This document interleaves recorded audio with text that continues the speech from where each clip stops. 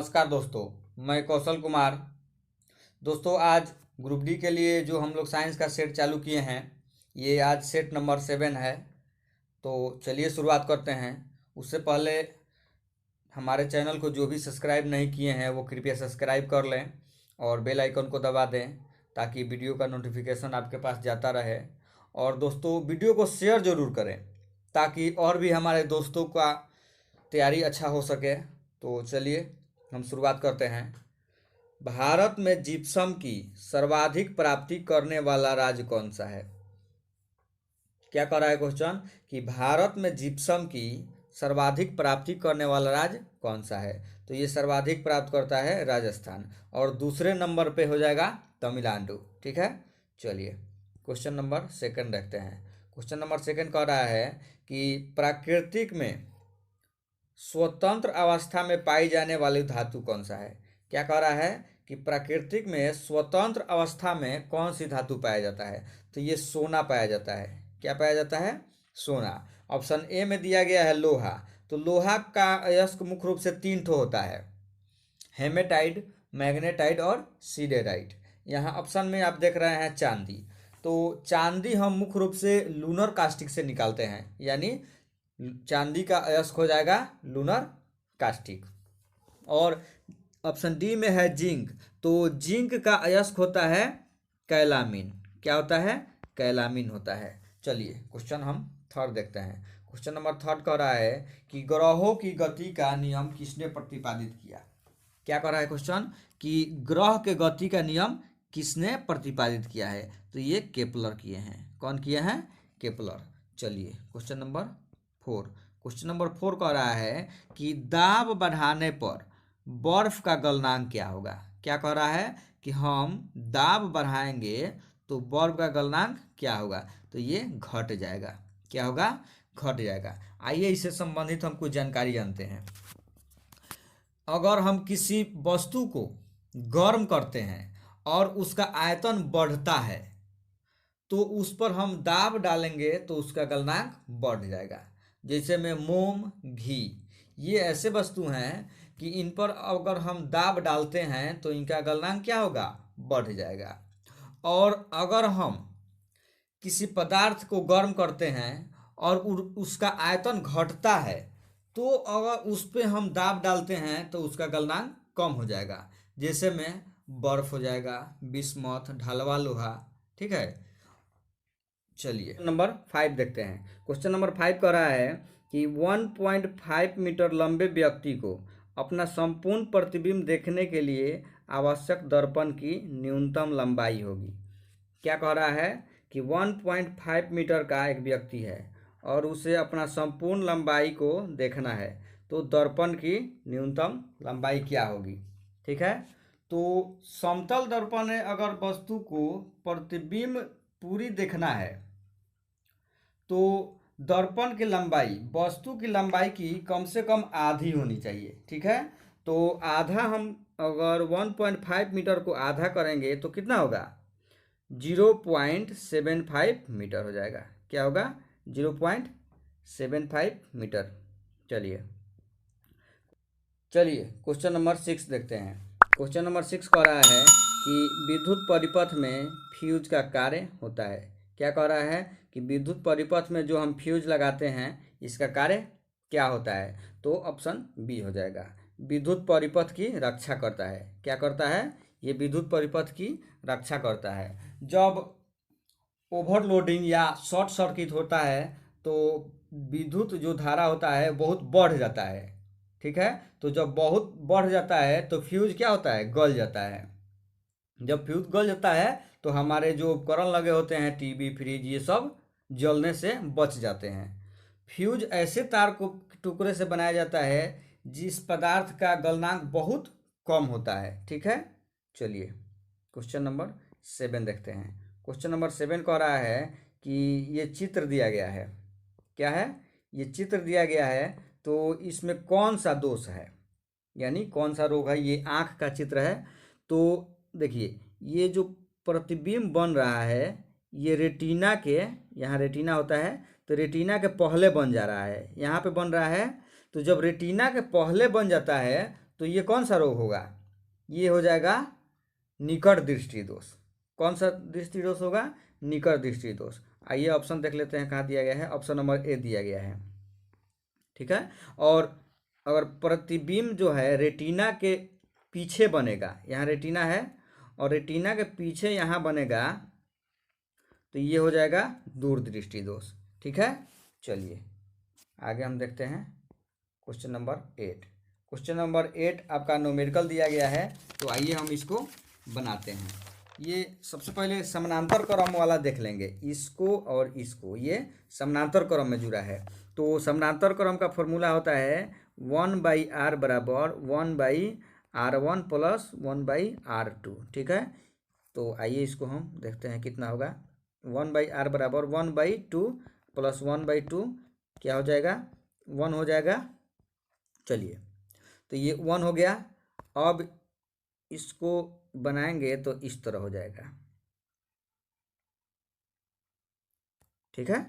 देखिए ये 2 हो गया ये वाला, और इसको हम लोग सॉल्व किए तो कितना आया? 1 ओम आया, और ये 2 ओम दिया गया है ये वाला, ठीक है। तो अब ये श्रेणी क्रम में हो गया। जब ये श्रेणी क्रम में हो गया तो श्रेणी क्रम का फॉर्मूला क्या होता है? r बराबर r1 plus r2 plus r3, ठीक है। तो इसको अब जोड़ देंगे, 2 प्लस 1 और प्लस 2 कितना हो जाएगा? 5 हो जाएगा, ठीक है। तो आइए ऑप्शन देखते हैं कहाँ दिया गया है। ऑप्शन नंबर ए सही है। चलिए आगे क्वेश्चन देखते हैं 9 नंबर। क्वेश्चन नंबर 9 कह रहा है कि धोवन सोडा है। क्या कह रहा है क्वेश्चन? कि धोवन सोडा है, तो ये सोडियम कार्बोनेट को हम धोवन सोडा कहते हैं, ठीक है। चलिए क्वेश्चन नंबर 10 देखते हैं। क्वेश्चन नंबर 10 कह रहा है कि एंटीपायरेटिक्स दवाएं प्रयोग की जाती है। क्या कह रहा है क्वेश्चन? कि एंटीपायरेटिक्स दवाएं प्रयोग की जाती है, तो ये हमारे शरीर के तापमान को घटाने के लिए प्रयोग किया जाता है, ठीक है। जब बुखार होता है तो अब हम इसको देते हैं, ठीक है। चलिए क्वेश्चन नंबर 11। क्वेश्चन नंबर 11 कह रहा है कि यदि दूध से क्रीम को अलग कर लिया जाए तो दूध का घनत्व क्या होगा? क्या कह रहा है कि हम दूध से क्रीम को अलग कर लेंगे तो दूध का घनत्व क्या होगा? तो दूध का घनत्व बढ़ जाएगा। क्या होगा? बढ़ जाएगा। आइए क्वेश्चन नंबर 12। क्वेश्चन नंबर 12 कह रहा है कि पाश्चुरीकरण में क्या हम करते हैं? तो ऑप्शन नंबर बी, हम 62 डिग्री सेल्सियस पर 30 मिनट तक गर्म करते हैं। ये पाश्चुराइजेशन की 2 विधि होती है। कितने विधि होती है? 2 विधि। फर्स्ट नंबर में हम देखेंगे LTH, ये होता है लो टेम्परेचर होल्डिंग मेथड। इसमें हम दूध को 62.8 डिग्री सेल्सियस पर 30 मिनट तक गर्म करते हैं, ठीक है। और सेकेंड होता है HTST, ये होता है high temperature short time method. इसमें हम 71.7 डिग्री सेल्सियस पर 15 सेकेंड तक गर्म करते हैं, ठीक है। चलिए क्वेश्चन 13। क्वेश्चन नंबर 13 है कि सर्वप्रथम जीवाणु की खोज कौन किया है? क्या कह रहा है कि सर्वप्रथम जीवाणु की खोज कौन किया है? तो ये किए हैं एंटोनी वॉन लीवेनहॉक। कौन किए हैं? Antony von Leeuwenhoek. ये 1683 ईस्वी में किए हैं। ये हॉलैंड के वैज्ञानिक थे, ठीक है। और जीवाणु का नामकरण किया था एहरेनबर्ग। ये 1829 ईस्वी में एहरेनबर्ग इसको नाम दिया, ठीक है। और बात किया जाए जीवाणु की कोशिका भित्ति, तो ये काइटिन का बना होता है। किसका बना होता है? काइटिन का बना होता है। चलिए क्वेश्चन 14 देखते हैं। क्वेश्चन 14 कह रहा है कि सामान्य पुरुष का रक्तदाब होता है। क्या कह रहा है कि सामान्य पुरुष का रक्तदाब कितना होता है? तो ये होता है 120/80, ठीक। आइए क्वेश्चन 15। क्वेश्चन 15 कह रहा है कि जीवन की उत्पत्ति किस काल में हुई है? क्या कह रहा है कि जीवन की उत्पत्ति किस काल में हुआ है? तो ये हुआ है प्री कैम्बियन काल में। Option D. किस काल में? प्री कैम्बियन काल में। आइए क्वेश्चन नंबर 16। क्वेश्चन 16 कह रहा है कि ग्लाइकोजन का संचय होता है। क्या कर रहा है कि ग्लाइकोजन का संचय कहाँ होता है? तो ये हो जाएगा यकृत एवं पेशी में इसका संचय होता है, ऑप्शन सी। ठीक, क्वेश्चन 17 हम देखते हैं। क्वेश्चन 17 कह रहा है कि निम्न में से कौन सा युग्म, क्या कह रहा है कि निम्न में से कौन सा युग्म सही है? देखेंगे कि ऑप्शन हमारा कौन सा हो जाएगा, ऑप्शन बी हो जाएगा हमारा सही। क्वेश्चन कह रहा था कि निम्न में से कौन सा युग्म सही है, तो ये तो गलत था। ये जिब्रेलिन पादप हार्मोन है, ये सही है एकदम। जिब्रेलिन का है, ये पादप हार्मोन है। ठीक है, जिब्रेलिन के खोज किया था 1926 ईस्वी में कुरोसावा ने। कौन किया था? कुरोसावा।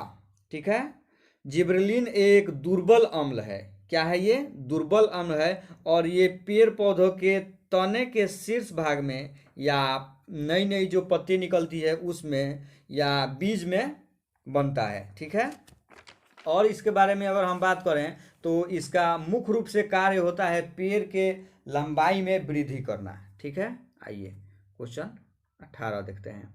क्वेश्चन 18 कह रहा है कि निम्न में से किसमें रक्त नहीं होता किंतु श्वसन करता है? क्या कह रहा है कि रक्त नहीं होता है उसमें लेकिन वो श्वसन करता है, तो ये हाइड्रा है। ठीक है, आइए क्वेश्चन 19। क्वेश्चन नंबर 19 कह रहा है कि कंप्यूटर हार्डवेयर जो सिलिका से बनता है आंकड़ों की बहुत अधिक मात्रा को भंडार में रख सकता है, क्या कहते हैं उसे? तो उसे हम चिप कहेंगे। क्या कहेंगे? चिप कहेंगे। आइए क्वेश्चन नंबर 20 कह रहा है कि एड्स का विषाणु इनमें से किसकी वृद्धि को प्रभावित करता है? क्या कह रहा है कि एड्स का विषाणु जो होता है इनमें से किसकी वृद्धि को प्रभावित करता है? ठीक है, तो ये प्रभावित करता है रक्त में टी कोशिका को। किसको प्रभावित करेगा?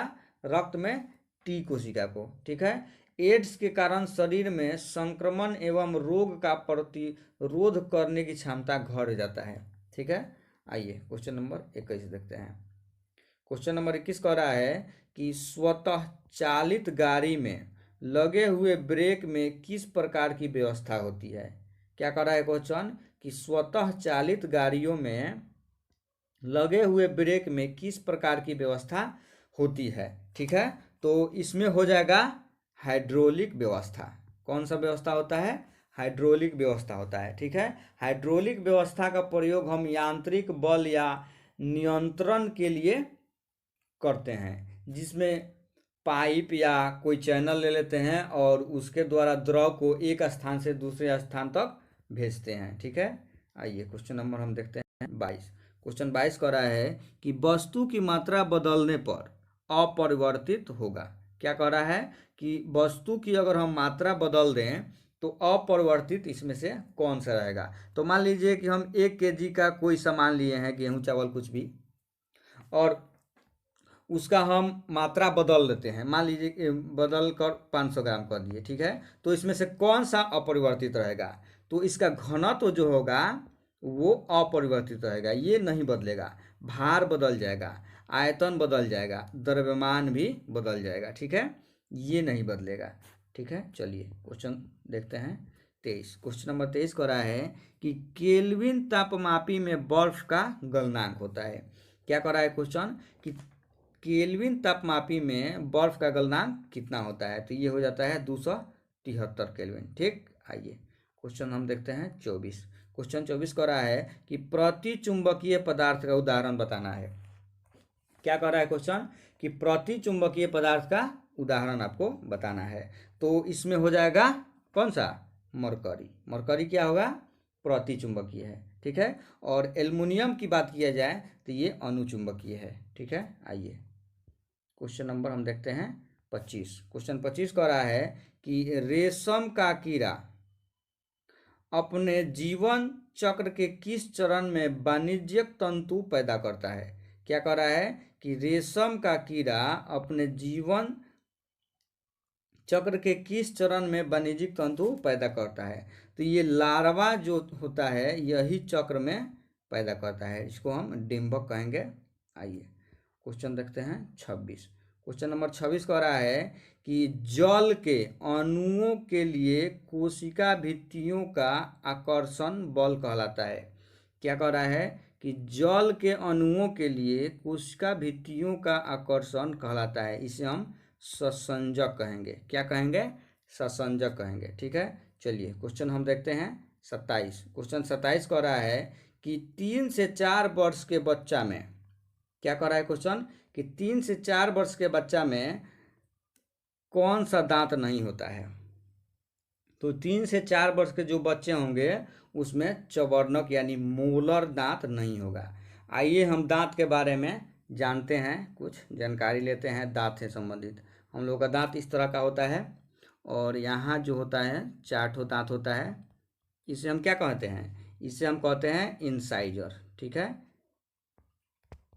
इंसाइजर, हिंदी में इसे कृदंत बोलेंगे। और यहाँ दांत होता है जो आप देखे होंगे जानवर में, ये सब बड़े बड़े होते हैं। इसका कार्य होता है चीरने फाड़ने का। ठीक है, तो इसको हम कहते हैं रोदनक। क्या कहते हैं? रोदनक कहते हैं। अंग्रेजी में बात करें तो केनाइन। ठीक है, इसके बाद होता है यहाँ 2 ठो दांत होता है। इसे हम क्या कहेंगे? इसे हम कहेंगे अग्र चवर्णक। क्या कहेंगे? अग्र चवर्णक। ठीक है, और लास्ट में यहाँ होता है मोलर। 3 दांत होते हैं यहाँ दोनों बगल। क्या होता है? ये मोलर होता है। ठीक है, इसका कार्य, मुख्य कार्य होता है इसका भोजन को पीसने का काम करता है। क्या करता है? ये भोजन को पीसने का कार्य करता है। आइए हम अब सिंगल दांत के बारे में देखते हैं कि दांत की कौन कौन सी पार्ट होती है। उसमें से देखिए 1 ठो दांत ये है, तो 1 ठो दांत है, इसमें इस प्रकार की संरचना होती है। इसमें ये छोटा सा जो आप देख रहे हैं इसको हम कहते हैं पल्प गुहा। क्या कहते हैं? पल्प गुहा कहते हैं। ठीक है, और यहाँ इस तरह का रूट निकला रहता है जड़, ये जो मसूड़ा में धंसे रहते हैं। और ये वाला जो शीर्ष भाग है ये, इसको हम कहते हैं शिखर। ये शिखर जो होता है इनामेल का बना होता है। आप लोग देखेंगे कि आपके दांत में जो उजला वाला भाग होता है यही इनामेल का बना होता है। ये हमारे शरीर का सबसे कठोर भाग होता है। ठीक है, और यहाँ ये, इसको हम कहते हैं डेंटाइन। क्या कहते हैं? डेंटाइन कहते हैं। ठीक है, चलिए आगे हम देखते हैं क्वेश्चन नंबर 28। क्वेश्चन नंबर 28 कह रहा है कि जीवाणु जो दलहनी पौधों की जड़ में निवास करते हैं। क्या कह रहा है कि दलहनी पौधे के जड़ में जो जीवाणु निवास करते हैं वो कौन सा जीवाणु है? ये राइजोबियम है। कौन सा हो जाएगा? राइजोबियम हो जाएगा। आइए क्वेश्चन हम देखते हैं। चलिए क्वेश्चन नंबर हम देखते हैं 29। क्वेश्चन नंबर 29 कह रहा है कि किस जीवधारी द्वारा उत्पन्न एक यौगिक जो दूसरे सूक्ष्म जीवों की वृद्धि को रोकता है कहलाता है। क्या कहता है क्वेश्चन कि किस जीवधारी द्वारा उत्पन्न एक यौगिक जो दूसरे जीवाणुओं की वृद्धि को रोकता है उसे हम क्या कहेंगे? तो उसे हम कहेंगे क्या? प्रतिजैविक यानी एंटीबायोटिक। क्या कहेंगे? प्रतिजैविक। चलिए क्वेश्चन हम 30 देखते हैं। क्वेश्चन 30 कह रहा है कि पर्णहरित यानी क्लोरोफिल पाया जाता है। ये पर्णहरित कहाँ पाया जाता है? ठीक है, तो ये पाया जाता है हरित लवक के ग्रेना भाग में। कहाँ पाया जाता है? हरित लवक के ग्रेना भाग में। आइए हम देखते हैं कि हरित लवक किस प्रकार का होता है। हरित लवक ये इस प्रकार का होता है, इसमें ट्रांसफार्मर जैसा ये सब बना होता है। ये हरित लवक जो होता है ये पेड़ पौधों के हरे भाग में पाया जाता है। कहाँ पाया जाएगा? पेड़ पौधों के हरे भाग में पाया जाता है। ठीक है, ये इस तरह का जुड़ा रहता है और यहाँ ये सब होते हैं। इसको कहते हैं हम एस्ट्रोमा। क्या कहते हैं? एस्ट्रोमा कहते हैं। ठीक है, और ये जो ट्रांसफार्मर जैसा बना हुआ है इसको हम कहते हैं ग्रेना। क्या कहते हैं? ग्रेना। इसी ग्रेना में क्लोरोफिल पाया जाता है। क्या पाया जाता है? यही ग्रेना है जो इसमें क्लोरोफिल पाया जाता है और क्लोरोफिल में मैग्नीशियम पाया जाता है। ठीक है, चलिए हम देखते हैं क्वेश्चन 31। क्वेश्चन 31 कह रहा है कि लाइनक्स क्या है। क्या कह रहा है कि लाइनक्स क्या है। तो ये लाइनक्स है ऑपरेटिंग सिस्टम। क्या है ये? ऑपरेटिंग सिस्टम है। आइए क्वेश्चन नंबर 32 देखते हैं। क्वेश्चन नंबर 32 कह रहा है कि हवाई जहाज के ब्लैक बॉक्स का रंग कैसा होता है। क्या कह रहा है कि हवाई जहाज के ब्लैक बॉक्स का रंग कैसा होता है। तो ये होता है नारंगी। कैसा होता है? नारंगी होता है। आइए क्वेश्चन 33। क्वेश्चन 33 कह रहा है कि निम्न में से कौन सी एक सदिश राशि है। क्या कह रहा है कि सदिश राशि कौन है। तो ये संवेग हो जाएगा। क्या हो जाएगा? संवेग। ये सब अदिश राशि हैं। ठीक। आइए क्वेश्चन नंबर 34। क्वेश्चन नंबर 34 कह रहा है कि जब सितार और बांसुरी पर एक ही स्वर बजाया जाता है तो उनसे उत्पन्न ध्वनि का भेद निम्न में से अंतर के कारण करते हैं। वो जो अंतर है वो किसके कारण हम करते हैं। ठीक है। तो ये हम करते हैं केवल ध्वनि गुणता के कारण। किसके कारण? ध्वनि गुणता के कारण। ठीक है।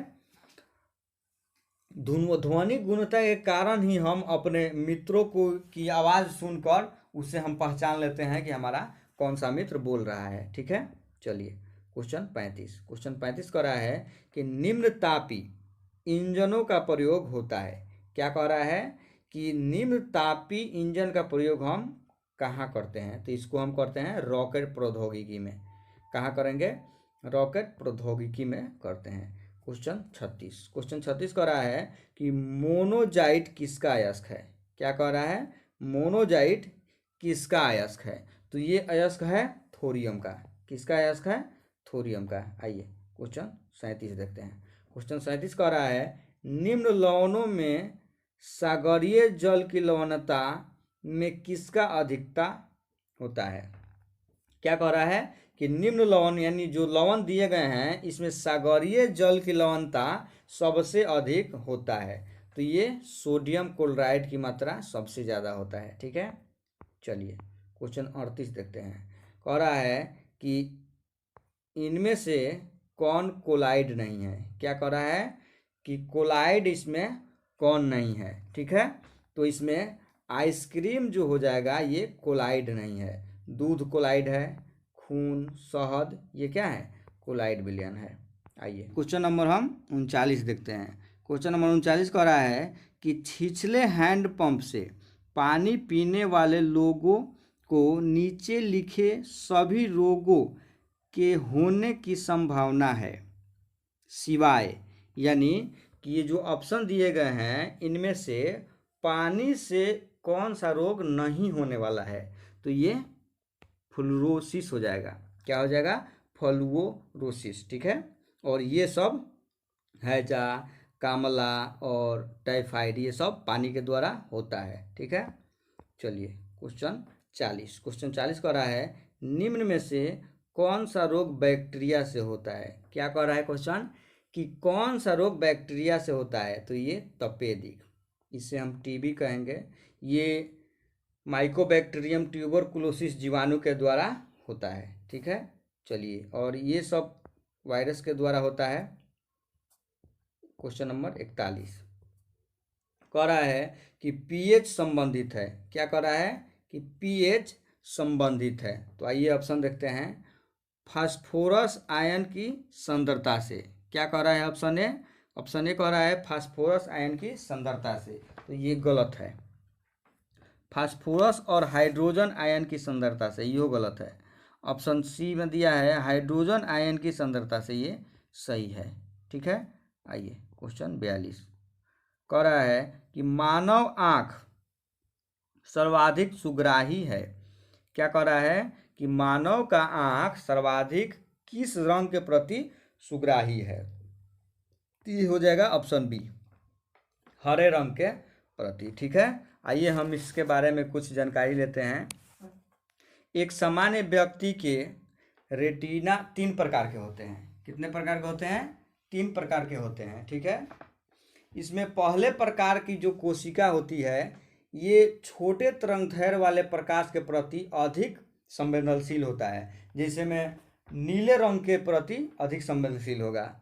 और दूसरा बात किया जाए तो ये कोशिकाएं मध्यम तरंग दैर्घ्य वाले जो प्रकाश होंगे उसके प्रति संवेदनशील होता है, तो इसमें हरे रंग के प्रकाश हो जाएंगे। और तीसरा बात करें तो ये शंकु कोशिकाएं बड़े तरंग दैर्घ्य वाले जो प्रकाश होते हैं उसके प्रति अधिक संवेदनशील होता है, जिसे में लाल रंग के प्रति। ठीक है, चलिए आगे क्वेश्चन देखते हैं। Question number 43। क्वेश्चन नंबर 43 कह रहा है कि गन मेटल किसका अयस्क है। क्या कह रहा है कि गन मेटल किसका अयस्क है, तो ये हो जाएगा तांबा, टीन और जिंक। ठीक है, चलिए आगे हम क्वेश्चन देखते हैं। इसमें ऑप्शन डी हो जाएगा। आगे क्वेश्चन नंबर 44। क्वेश्चन 44 कह रहा है कि निम्न में से कार्बन की मात्रा का सही अवरोही क्रम बताना है आपको। क्या कह रहा है कि ऑप्शन दिया गया है, इसमें कार्बन की सही मात्रा अवरोही क्रम में बताना है। ठीक है, तो कच्चा लोहा, ढलवा लोहा और मृदु इस्पात सही है। ये क्या है, सही है।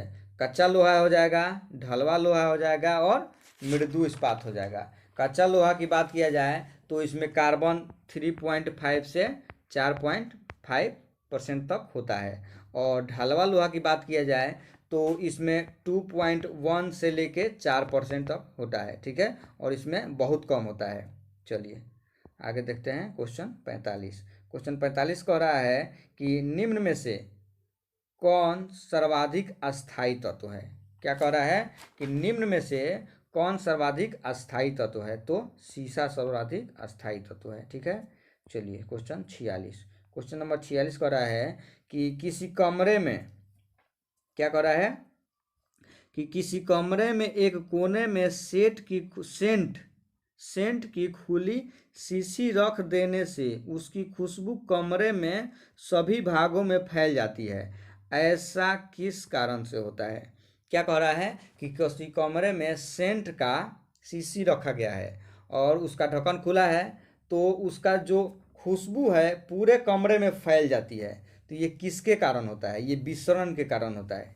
किसके कारण होगा, विसरण के कारण होगा। आइए क्वेश्चन नंबर 47 देखते हैं। कह रहा है कि मानव शरीर में विटामिन ए संचित रहता है। क्या कह रहा है क्वेश्चन कि मानव के शरीर में विटामिन ए कहाँ संचित रहता है, तो ये यकृत में संचित रहता है। ठीक है, क्वेश्चन 48 कह रहा है कि संचार उपग्रह किस वायुमंडल स्तर में स्थित होता है। क्या कह रहा है कि संचार उपग्रह किस वायुमंडल में हम स्थापित करते हैं, तो इसको हम आयन मंडल में स्थापित करेंगे। ठीक है, आइए क्वेश्चन 49। क्वेश्चन 49 कह रहा है कि नेफ्रोमीटर से निम्न में से किसका मापन किया जाता है। क्या कह रहा है, नेफ्रोमीटर। तो नेफ्रोमीटर में हम मापन करते हैं बादलों की दिशा एवं गति। Option B. क्या करते हैं, बादल की दिशा और गति। आइए क्वेश्चन 50। क्वेश्चन 50 कह रहा है कि निर्वात में प्रकाश की चाल बताना है। क्या कह रहा है क्वेश्चन कि निर्वात में प्रकाश की चाल कितना होगा, तो ये होता है 3 × 10⁸ मीटर प्रति सेकंड। ठीक है, क्वेश्चन खत्म हो गया। चलिए धन्यवाद।